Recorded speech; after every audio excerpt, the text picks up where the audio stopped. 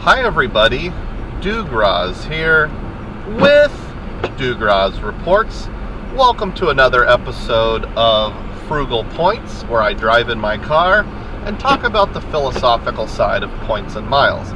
This video will begin its life as a members-only video, so I'd like to thank the Dugras diehards for being one of my channel members. At some point in the future, I may release it as a public video. Haven't decided on that yet. Today's topic is Hilton points, and specifically, what are the best Hilton credit cards? And I have a little bit of a take that's going to be going against the stream, because you're probably thinking I'm going to say the Aspire card and the Surpasss cards. However, and that is the popular prevailing attitude right now, especially since now that the cards have been revamped. I've watched at least 4, maybe 5 videos by different creators on the changes to the Aspire and Surpasss cards, and while the reaction has been mixed, the consensus seems to be both cards still make a lot of sense if you are a big-time Hilton loyalist. One of those videos was from Sledge Inc., and my man Sledge said something like, in a question I asked, I had asked, do you think the Aspire is good for someone who would only go to one Hilton resort per year? And his comment was something along the lines of, no, not if you're only going to one Hilton resort a year, you probably don't need to be dropping a $550 annual fee on the Aspire card. And then he added that he has something like 36 nights at a Hilton, which, you know, puts my 5 or 6 or 7 to shame.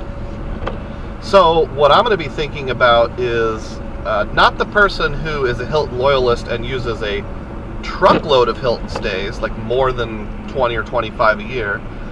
The person who travels like me intermittently and likes Hiltons. So we're thinking like one big Hilton stay per year, and then maybe a handful of others, maybe somewhere around 8 to 10 solid Hilton stays per year. And I'm thinking, or at least I will postulate, I'll put forward the proposal, that the 2 best Hilton cards are the Amex Gold consumer card and the newly revised Amex Business Gold. And here's why. I think their earning potential and what they get the average Joe is probably better than what you're going to get on a Hilton card. So, first of all, let's talk about the consumer gold card from Amex. Everybody knows it earns 4 points per dollar on dining and grocery. Now, when we think about Hilton points, it's important to remember that you can transfer from American Express to Hilton at a 1-to-2 ratio at any time. So, even during just a plain old regular anytime, you can earn functionally 8 Hilton points per dollar on groceries or gas. Now, American Express frequently has transfer bonuses to Hilton.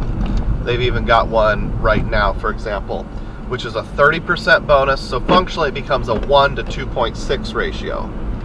So your 4 points per dollar on groceries or dining would become 10.4 Hilton points per dollar. Now, I believe, and correct me if I'm wrong because I'm in the car, I can't look it up, the Aspire card only offers either 7 or 8 points per dollar on dining. I don't remember which. It doesn't have anything on grocery. The Surpasss offers 6 points per dollar on grocery. So you're beating both of them there. Now, let's go over to the newly revamped Business Gold card. It earns 4 points per dollar on your 2 highest categories. I don't remember just off the top of my head what all those categories are, but I know one of them is dining, one of them is office supply stores, or something along those lines. It might be shipping, actually. And one of them is gas. there's also local transit like Uber, trains, buses, etc. So I'm going to focus in on gas just because, that's what me as a regular Joe would use. I'm driving to work right now. I don't live in a town with lots of transit. I live in Des Moines, Iowa. If I lived in New York City, it might be different.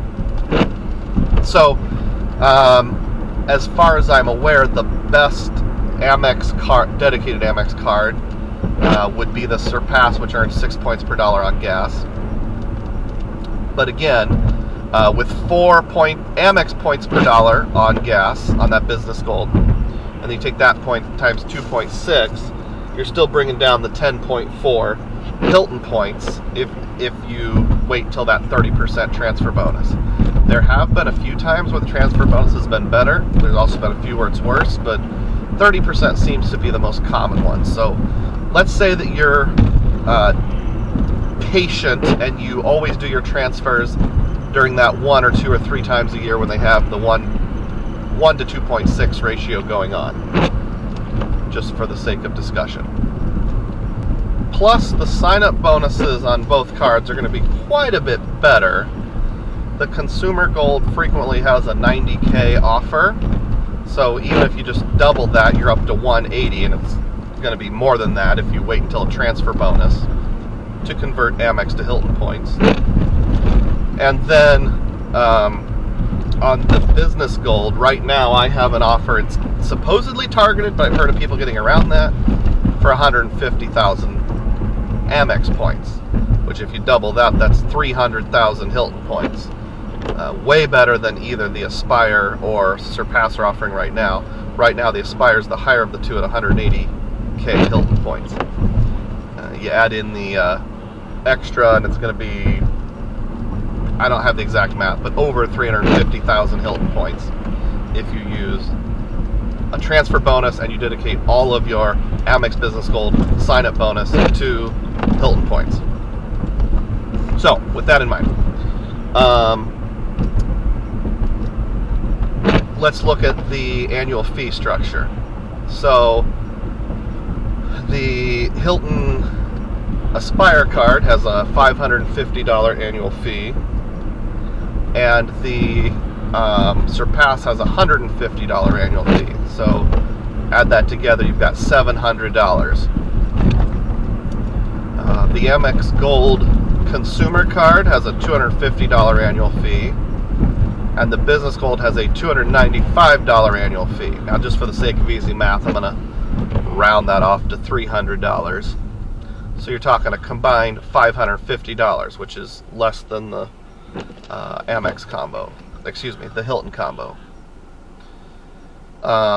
Now, the Business Gold is going to go up to, I think, $375 next year, which will make it a little more expensive. But at worst case scenario, you can say they're comparable. Now, what are you giving up in return for that? Well, you're giving up the Aspire's free night certificate, which you get automatically. How you use that will determine how valuable it is.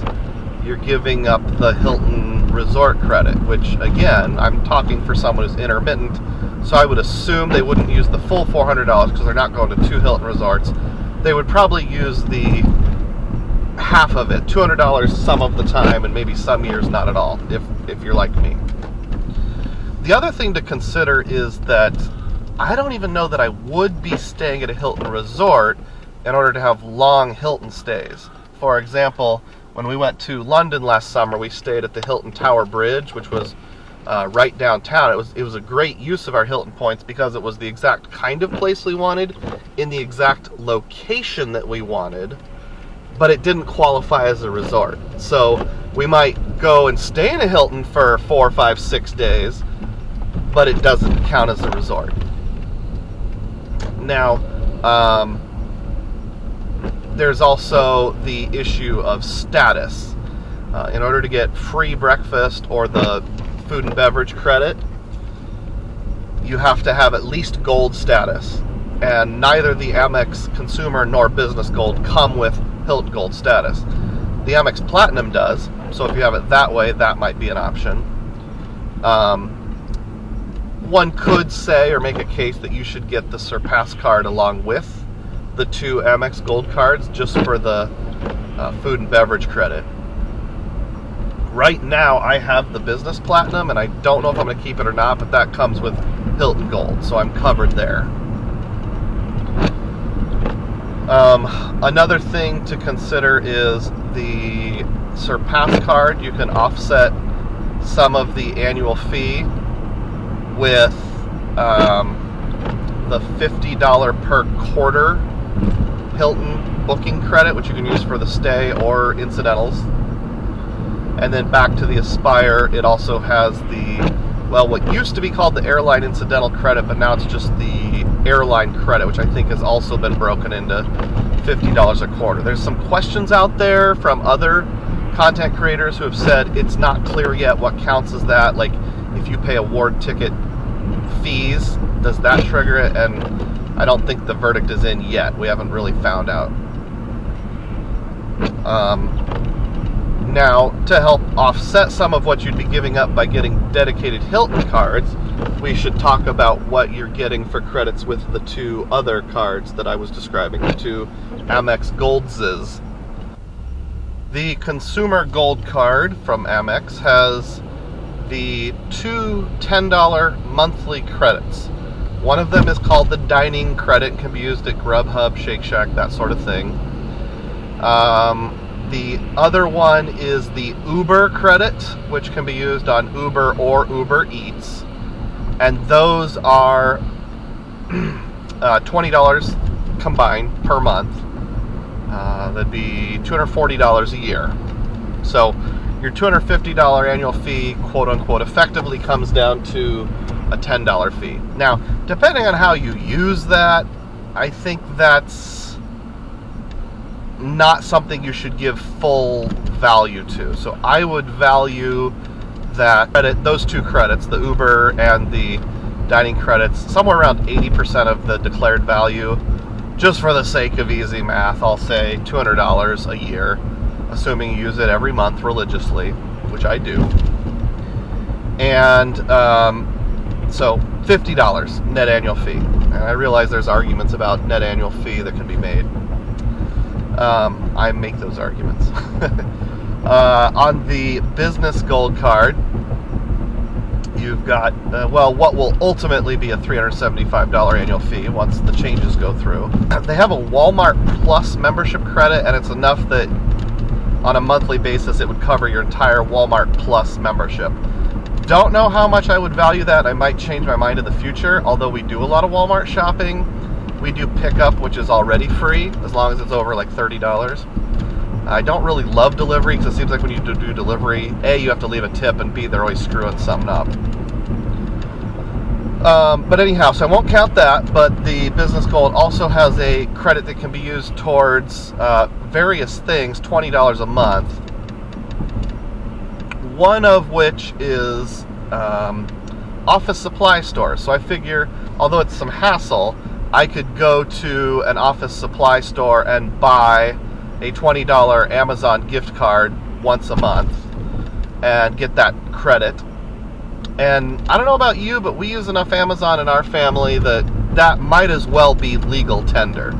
So that one I'll give full value to the credit on. That is, again, $240 a year. $375 minus $240, I believe, is $135. Someone correct me if I'm wrong. So you've got a net effective annual fee, kind of, sort of $50 on the Consumer Gold, $135 on the Business Gold. Add it together, $185. So you've got this whole setup for earning truckloads of Hilton points for $185. And I'd say that's not too bad. And then if you want to get the gold status, you can add just the Surpasss card. So these are just some thoughts that I'm thinking through. I think if I'm going to plan to go down this route, I need to make a more polished video than this one, because right now I'm just throwing out concepts.